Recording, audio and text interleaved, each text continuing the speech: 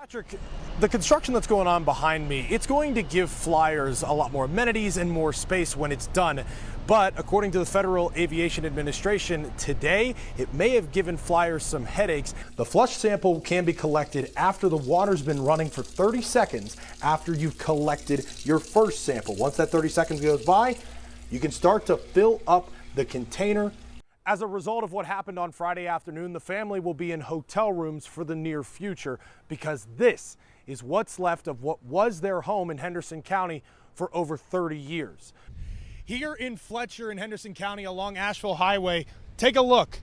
You don't see a container moving like that across the road every day, and that is just how high the water has gotten. That the police presence was found up on top of this hill. There's a house that is just tucked away behind those trees, give or take, and a lot of police presence was there because of the potable water limitations we've had and getting that water in here. They've only been able to brew about 500 gallons of beer per brew, and even that is not up to their standard. After this weekend, a lot of people have these, and as a result, they're going to be heading to online retailers like this. But if you're going to do so, you shouldn't let your guard down, because according to cybersecurity experts, scammers are more active now than they were before the holidays. Usually when you hear about scam or scammers, you associate it with it being online, but this situation is very different.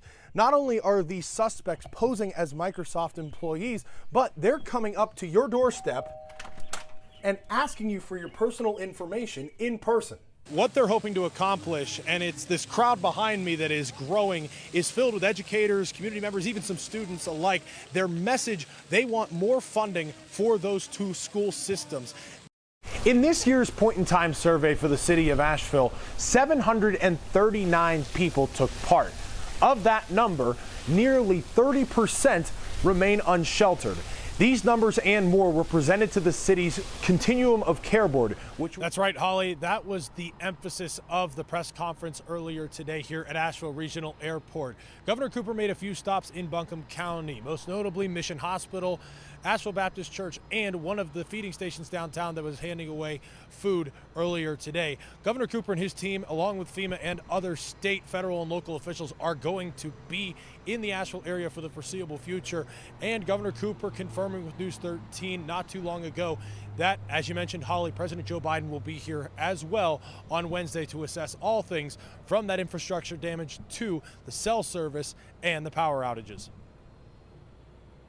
The devastation was beyond belief. And even when you prepare for something like this is something that's never happened before in Western North Carolina. Search and rescue teams are continuing to work. We even talked with some people who are still hoping to get and talk with their people, and as phone service comes back up, we'll know a little more. You'll hear more from my conversation with Governor Roy Cooper and more information from this afternoon's press conference later tonight on News 13. See, this was my grandparents' farm, their land. I was born and raised here. It's been peaceful along the river for Carolyn Slagle for 30 years. We was home. We was home till the river got up to almost to the house. But after Helene, it's just done. It's gone. Water, it came from across the river, came into to the door. We left and went up to my niece's. It was almost knee deep. But before Carolyn and her family were able to try and save what they could, but we've been here trying to save some of the stuff that the water got. Someone got there first. We came back this morning about 8, and somebody had broke in, and they have destroyed the house. They've took a lot of stuff, especially my brother's. We just lost him 3 years ago. He was old Fort fireman. They took a lot of his stuff that he had, that we've had, and he was just, it's just devastating. I don't know why they want anything he had. Just when Carolyn thinks she's lost everything. So what's in the boxes there? It's a warm meal. My friend there, Becky, I work for her. She has been a total angel. Chicken, beans. She's my family. That's right. She's my family. She was family before. She was family before the flood hit. Becky's been delivering meals to Carolyn and her family for days. It's the only thing I can do. We're just running around with nothing to do, and you've got to exercise your mind and get out and help other people. And when all is lost, How are we going to rebuild and repair ourselves? Carolyn and Becky know We're alive. That's right. We got each That's other. right. We're alive. That is the positive note. if you're interested in donating to help people like Carolyn, there are multiple links on our website, WLOS.com, specific to helping people in this area. In McDowell County, at DiOrio, News 13.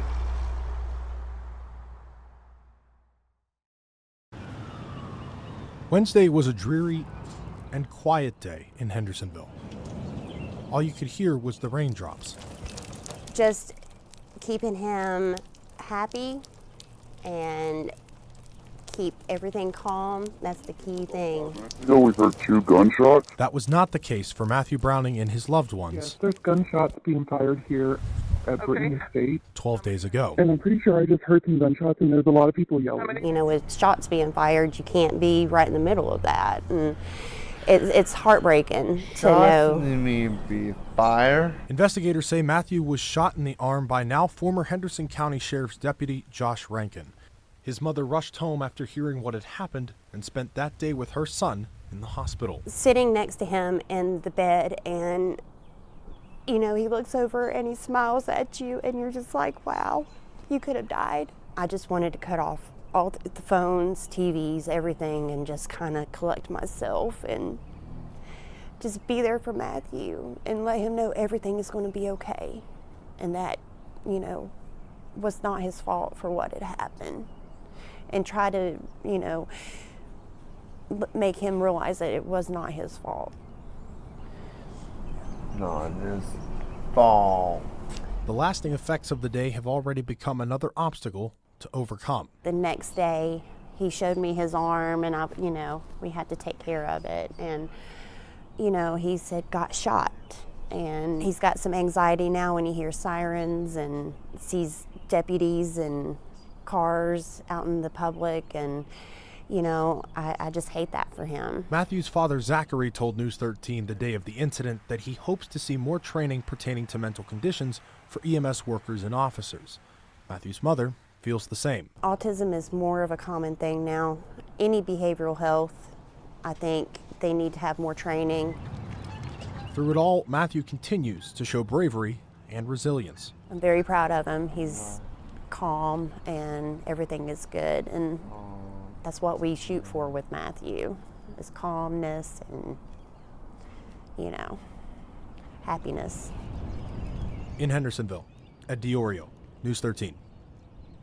They are saying to those that live in the area, lock your doors as he is still deemed dangerous.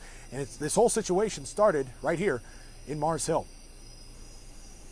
Just after noon is when Mars Hill Police and the Madison County Sheriff's Office got word of an armed man who injured a U.S. Postal Mail Carrier rural associate and stole her vehicle on Spring Drive. The suspect, who is not yet in police custody, is described as a white male with a slim build, around 5'8", with black hair and jeans. The vehicle is a gray Jeep Wrangler with a North Carolina license plate and U.S. mail stickers attached to it. Mars Hill Police quickly informed Mars Hill University and Madison County Schools of the situation. My team immediately made the decision within seconds to lock down. The university, Mars Hill Elementary, and the BK Center were all placed on lockdown just after 1 o'clock. They don't know where he was. They couldn't locate him, so they're just saying stay on lockdown until further notice. I get an alert on my phone, and it says Mars Hill's calling me about a carjacking. I had no clue what was going on. They told us that it was lockdown, so I got a little nervous. I didn't know what was going on, so I just went back to my room and stayed there. Just before 3 o'clock, the lockdowns were lifted as the vehicle was spotted in Buncombe County. Madison County schools were able to dismiss students early, while the university returned to normal after around 2 hours. It's a situation Mars Hill University President Tony Floyd had never seen before, but he says the staff and systems in place alerted students in a timely fashion. So they send it out to everybody. You get it on your email, on your phone call. They call you, leave a voicemail if you don't answer. So no matter what, you're going to know something's going on. At last check, authorities believe the man is heading east out of Buncombe County. Other than the mail carrier, nobody else was injured in relation to the search. We take it really serious here, and I want the parents to know we've done everything we can today to make sure they were safe, and they did a good job. It took a lot for people to make it to Bank of America Stadium on October 26th. My family just got water back about a week and a half ago. We didn't have any internet, no cell, no nothing, so you didn't see anything until a couple days later. The night that happened, my son come home, he said, Mom, I don't never want to see anything like that. It's just like everything just wiped clean. There were hardships. One of my family friends actually passed away.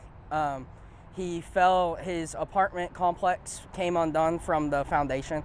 He left behind his wife and 2 young kids, and just having to go to that funeral and watch the kids have to put their dad in the ground, that's hard.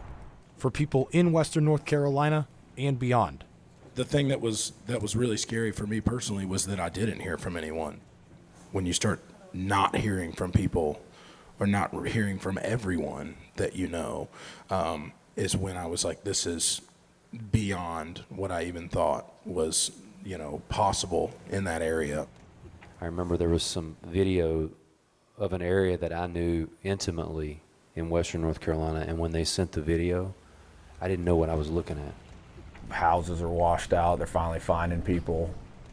That's when you realize, it's like, wait a minute, these people are close to me my whole life. So some notable natives wanted to do something about it. Luke called right after this happened, a day or two after, and said, I want to do this. There was no question that this was going to happen come hell or high water. I told Luke, I said, whatever you want, I'm there. A show like this usually takes a year or a year and a half to plan, and we were able to get it done in 3 weeks. On October 7th, Concert for Carolina was announced. It sold out like that, and all these people here, donations everywhere. I told my daughter, I said, we got to go. That's our part. We got to help. I have friends around the world, in Europe and other places, who heard all about this. Over 82,000 people, including hundreds of first responders from the Asheville area, came together to see the likes of Keith Urban, Billy Strings, Sheryl Crow, among others. But for Luke Combs and Eric Church, they had someone they knew they had to have. I'd like to thank Luke and Eric. I couldn't get his cell number, so I kept going through my phone to find who would know James Taylor. I'm pretty sure after talking to James last night that I think I stalked him for a period of a week or two. All the artists being on stage for different reasons than usual. This is just one perfect example of how, okay, we got a platform, and if God's going to give us this ability to use that platform to raise money for people who need it, that's the best thing you can do in life. For all the people that have been working up there, it's a little bit of a taking a breath. After all the cheers, songs, and surprises, over $24.5 million were raised. All going back to help Western North Carolina. It's really cool that we have the ability to help, and all these Carolina folks are stepping up to do it. And that's going to come back to our community in millions and millions of dollars for support for the months and years that we're going to need it. This is for the most worthy cause that I can think of, so it means so much more than just a regular concert. These people are going to need help long after tonight, and long after next month, and long after 6 months. They're going to come back. They're going to build strong. It's going to come back. In Charlotte, at DiOrio, News 13.